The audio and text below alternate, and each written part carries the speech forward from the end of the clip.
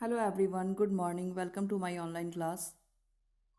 Dear students, previously we have discussed about Slav dynasty and Khilji dynasty in Delhi Sultanate. Today our topic is Tughlaq dynasty. We will take up a study of Tughlaqs in greater detail. It will help us understand better the nature of development of political institution and the military. The Tughlaqs ruled Delhi from 1320 to 1412 CE. Ghiyasuddin Tughlaq.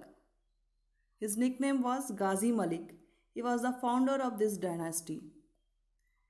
He was followed by his son Muhammad bin Tughlaq. He was the most famous ruler of this dynasty.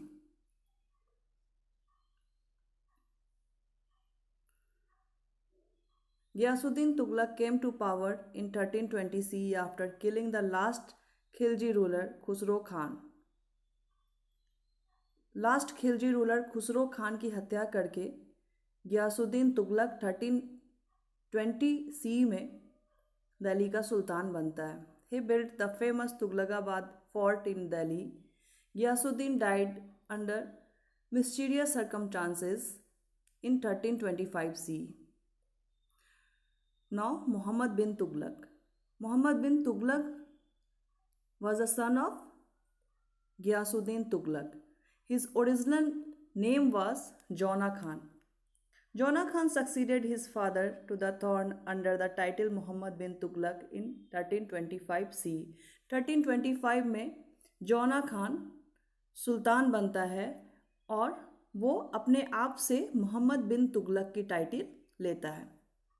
We get information about his reign from the accounts of Ziauddin Barni, Isami, and the Moroccan traveler Ibn Battuta.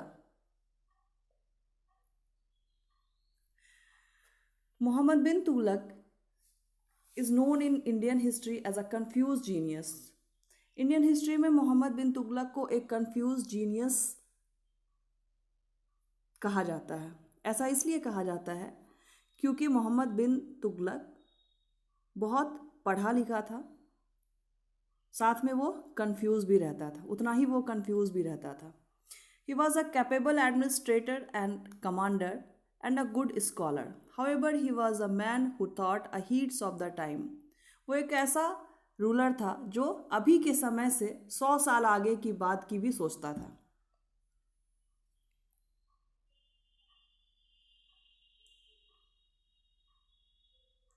Now let us discuss some of his projects and the reasons of their failure.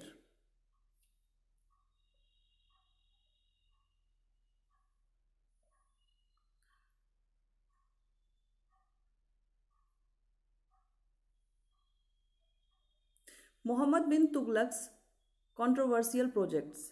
Number 1. Project number 1. Transfer of the capital from Delhi to Devgiri. उसने अपने capital को दिल्ली से Devagiri shift किया. In the Deccan Devagiri was renamed as Daulatabad और देवगिरी का नाम फिर से दौलताबाद रखा गया. The reason for this change was Devagiri's location and proximity to South India. However within 5 months the capital was shifted back to Delhi, causing more hardship once again.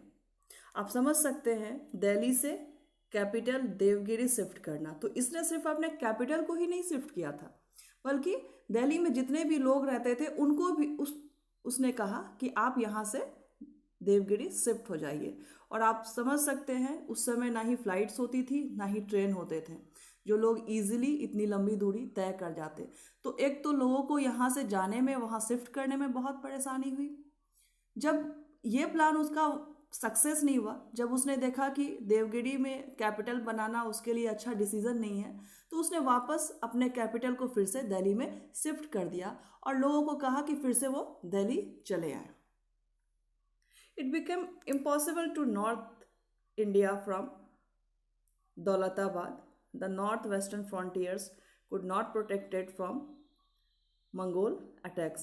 इसके अलावा इसके साथ एक और दिक्कत हो गई कि अगर वो अपने कैपिटल को नॉर्थ इंडिया से यानी कि दिल्ली से दौलताबाद शिफ्ट करता है तो फिर वो अपने राज्य को मंगोलों के अटैक से बचा नहीं पाएगा. The transfer was ordered in the summer. The hot weather and long journey caused untold misery. Next step was introduction of token currency. Token currency, token currency का मतलब है, हिंदी में कहते हैं इसको सांकेतिक मुद्रा या करेंसी. मतलब वैसी करेंसी जिसकी कीमत अभी तो जितनी है, जैसे 100 रुपये की नोट है उसकी कीमत 100 रुपये है, लेकिन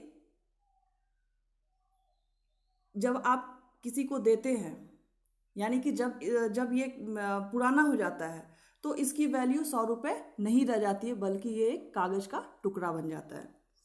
तो उसने टोकन करेंसी इंट्रोड्यूस किया. Introduction of token currency to overcome the shortage of silver. However, all the coins had to be withdrawn. The Sultan offered to exchange all token coins with silver ones. This caused tremendous loss to the royal treasury. Reason for failure: bronze and copper coins were issued which had the same values as silver tankas. The Sultan did not deserve the right to issue new coins for the state. That there was a large scale circulation of fake coins. Token currency release होने से ऐसा हुआ, कई लोग अपने घर में ही टकसाल बना लिए, यानी कि जहाँ सिक्के बनाए जाते हैं, और ऐसा हुआ कि मार्केट में ओरिजिनल करेंसी से ज़्यादा फेक करेंसी बढ़ गई, जिससे काफ़ी ज़्यादा उसके राज्य को नुकसान हुआ था. Next is increases taxes in Ganga Yamuna Doab during famine. The measure was also withdrawn. इसके अलावा गंगा यमुना के बीच का क्षेत्र जिसको दोआब कहते हैं, तो उस टाइम, हालांकि गंगा यमुना के बीच का क्षेत्र वैसे होता तो बहुत फर्टाइल है, लेकिन उस टाइम वहाँ अकाल पड़ रहा था और इसी दौरान मोहम्मद बिन तुगलक ने वहाँ के लोगों को टैक्सेस बढ़ा दिया, वहाँ के लोगों के लिए टैक्सेस बढ़ा दिया, और ये भी प्लान इसका बहुत ही बुरे तरीके से फेल कर गया.